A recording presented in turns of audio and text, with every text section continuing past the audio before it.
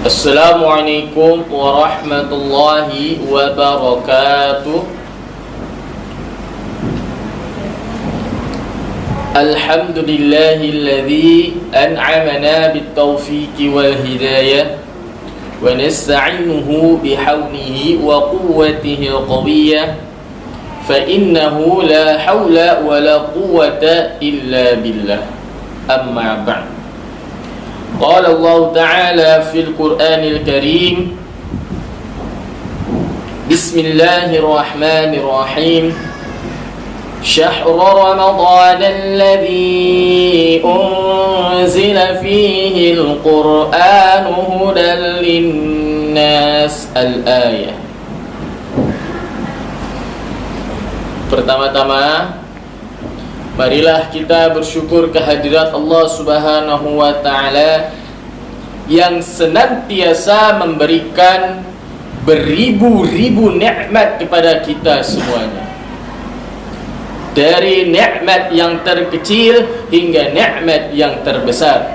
Apa itu nikmat yang terkecil?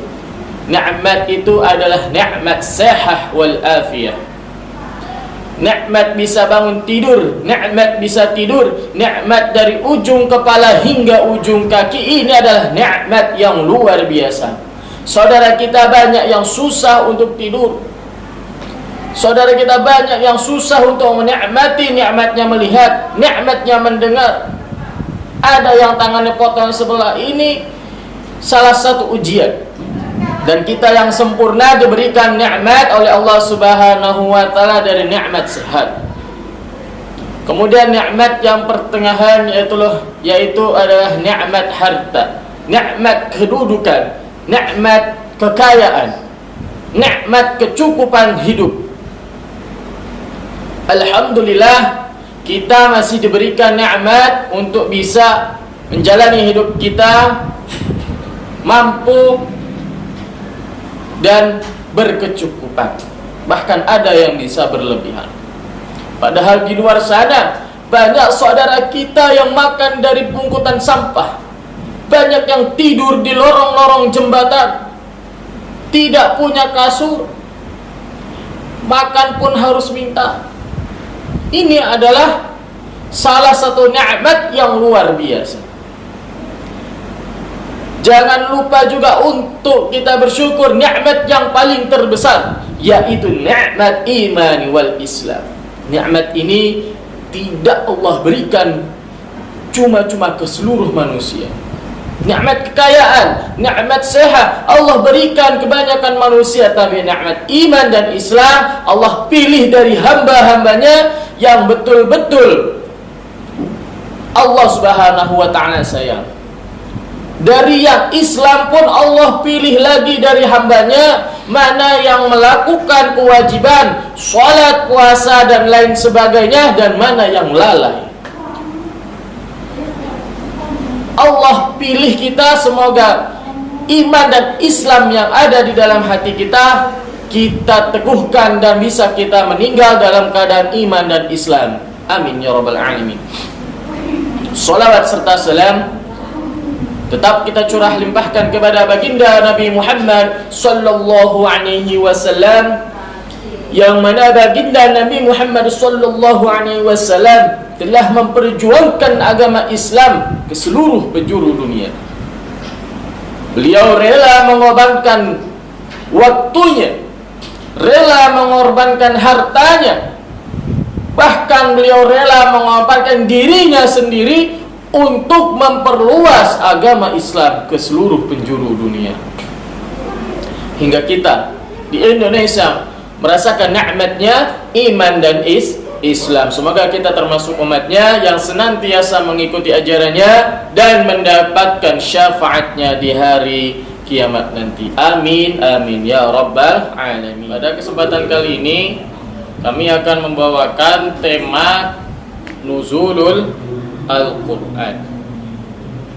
Nuzulul Al-Quran ini artinya adalah berasal dari kata bahasa Arab nazala yanzilu, yang artinya turun. Sedangkan Al-Quran adalah Al-Quran, jadi artinya adalah turunnya Al-Quran. Sebelum Al-Quran diturunkan, Nabi Muhammad SAW ini sudah memiliki sifat-sifat daripada Al-Quran.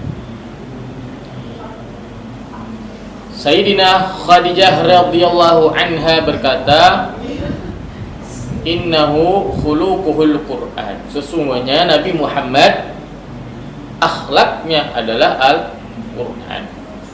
Jadi walaupun Al-Quran tidak diturunkan di bumi ini, Al-Quran sudah ada di dalam diri baginda Nabi Muhammad sallallahu alaihi wasallam. Lalu untuk apa Al-Quran diturunkan di dunia ini?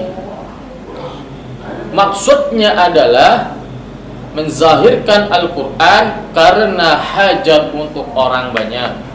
Makanya ada administrasi uluhiyah. Pertama-tama Al-Quran ada di Lauhul Mahfuz dan diturunkan ke sama'id dunya, Baitul Izzah, tuf'atan jumlatan wahidatan. Satu Al-Quran turun di sama'id dunya atau Baitul Izzah. Ini turun semua. Ini selaras dengan firman Allah, inna anzalnahu fi lailatul qadar. Sesungguhnya Allah turunkan Al-Quran di malam Lailatul Qadar. Turun semua di Baitul Izzah. Dari sinilah kemudian Al-Quran diturunkan kepada baginda Nabi Muhammad sallallahu alaihi wasallam secara berangsur-angsur, tergantung dengan kejadian yang dibutuhkan. Karena nanti akan ada perbedaan manfaat dari setiap ayat Al-Quran yang turun. Ada ulama yang mengatakan bahwasanya nuzulul Quran yaitu tanggal 18 Ramadan. Bahkan ada yang 20 Ramadan, 25 Ramadan, 28 Ramadan, bukan 17. Akan tetapi di sini para alim ulama menyatukan setiap ayat-ayat yang turun di Al-Quran bahwasanya Al-Quran turun di tanggal 17 Ramadan. Ini sesuai dengan kajian para alim ulama, menyatukan setiap nas-nas Al-Quran, nas-nas yang ada 17 Ramadan. Ayat yang pertama diturunkan saat baginda Nabi Muhammad sedang berada di dalam gua Hira. Turunlah malaikat Jibril ke dunia menyampaikan kepada baginda Nabi Muhammad sallallahu alaihi wasallam surah Al-Alaq ayat 1 sampai 5. Iqra bismi rabbikal ladzi khalaq. Maka Nabi Muhammad takut, menggigil badannya. Kemudian Nabi Muhammad SAW kembali ke istrinya, ke rumahnya. Zammiluni ya Khadijah, selimuti aku. Maka Sayyidina Khadijah menyelimuti baginda Nabi Muhammad SAW hingga Nabi Muhammad SAW tenang. Kemudian barulah Nabi Muhammad menceritakan kejadian wahyu yang pertama diturunkan kepada baginda Nabi Muhammad SAW. Kemudian ayat yang terakhir diturunkan adalah surah Al-Maidah ayat 1 sampai ayat surah Al-Maidah ayat yang ketiga. Al-yawma akmaltu lakum dinakum wa atmamtu 'alaikum ni'mati wa raditu lakumul Islam dinan. Ayat yang terakhir diturunkan yaitu pada saat 9 Zulhijjah. Maka Al-Quran dari awal mula diturunkan di muka bumi hingga ayat yang terakhir diturunkan berjumlah 22 tahun, 2 bulan, 22 hari. Ini turunnya Al-Quran. Maksud dan tujuannya ada zaman sekarang memperingati nuzul Al-Quran di 17 Ramadan. Ini adalah bagaimana kita untuk mengingat kembali bahwasanya pedoman hidup kita yaitu adalah Al-Quran. Nabi Muhammad SAW bersabda, taraktu fikum amrayn lang tadillu bihima ma tamassaktum bihima. Hiyal Quran wa sunnatu Rasulillah sallallahu alaihi wasallam. Aku telah meninggalkan 2 perkara yang mana jika kalian tidak meninggalkan, yang mana jika kalian berpegang teguh kepada keduanya, maka kalian tidak akan tersesat, yaitu Al-Quran dan Sunnah, hadis. Maka adanya acara peringatan nuzulul Al-Quran, yaitu agar kita kembali lagi mengingat, membaca Al-Quran. Jangan sampai kita sebagai umat muslim tidak pernah membaca Al-Quran sama sekali, bahkan tidak bisa. Apa yang dibaca pun tidak tahu, apa yang harus dibaca pun tidak bisa. Nah, ini permasalahan besar bagi umat muslim. Al-Quran memiliki hak untuk dihatamkan sebagai umat muslim. Kalau bisa satu hari satu kali. Para alim ulama banyak sekali yang menghatamkan Al-Quran satu hari satu malam dengan satu kali wudu. Ini luar biasa. Kalau tidak mampu Ustaz, satu minggu satu kali. Satu minggu tidak mampu juga, 1 bulan. 1 bulan tidak mampu juga, 1 tahun sekali menghatamkan Al-Quran. Ustaz, ya Allah, berat sekali kalau 1 tahun. Minimalnya ini sudah paling minimal selama seumur hidup 1 kali menghatamkan Al-Quran.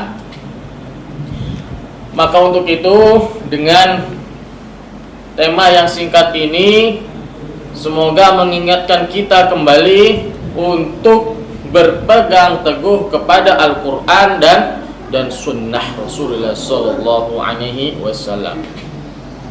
Sebelum kami tutup, marilah kita membaca doa bersama-sama agar kita mendapatkan keberkahan Al-Quran. Bismillahirrahmanirrahim. Allahumma arhamna bil Quran waj'alhu lana imaman wa nuran wa hudan wa rahmah.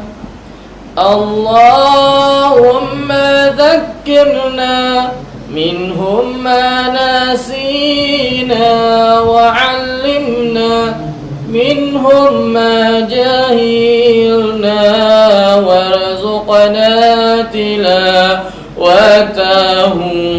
ana al-layli wa atrafan nahar waj'alhu lana hujjatan ya rabbal alamin. Amin ya rabbal alamin. Semoga apa yang telah disampaikan bisa bermanfaat, khususnya untuk diri saya pribadi, umumnya untuk kita semua.